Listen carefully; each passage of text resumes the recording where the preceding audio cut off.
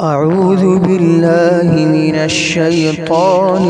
الرجيم. بسم الله الرحمن الرحيم. لا أقسم بيوم القيامة ولا أقسم بالنفس اللوامة. أيحسب الإنسان أن لن نجمع عظامه بلى قادرين على أن نسوي بنانه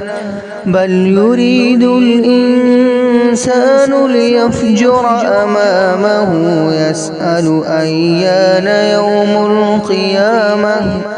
فإذا برق البصر وخسف القمر وجمع الشمس والقمر يقول الإنسان يومئذ أين المفر كلا لا وزر إلى ربك يومئذ المستقر ينبأ الإنسان يومئذ بما قدم وأخر بل الإنسان على نفسه بصيرة ولو ألقى معاذيره لا تحرك به لسانك لتعجل به إن علينا جمعه وقرآنه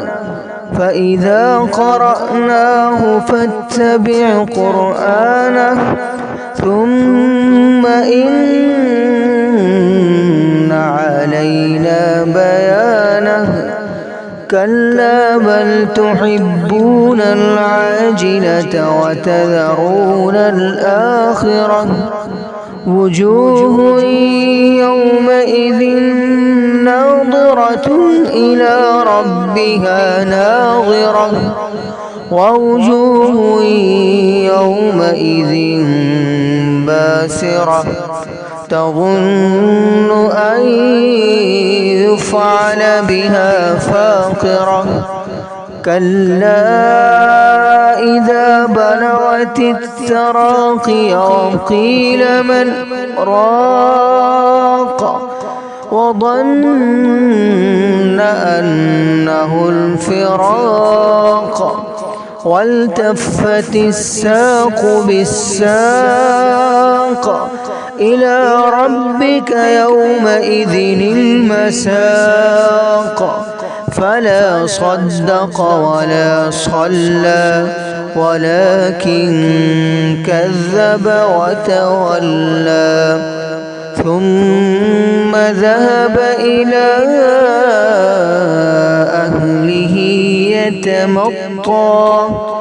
أولى لك فأولى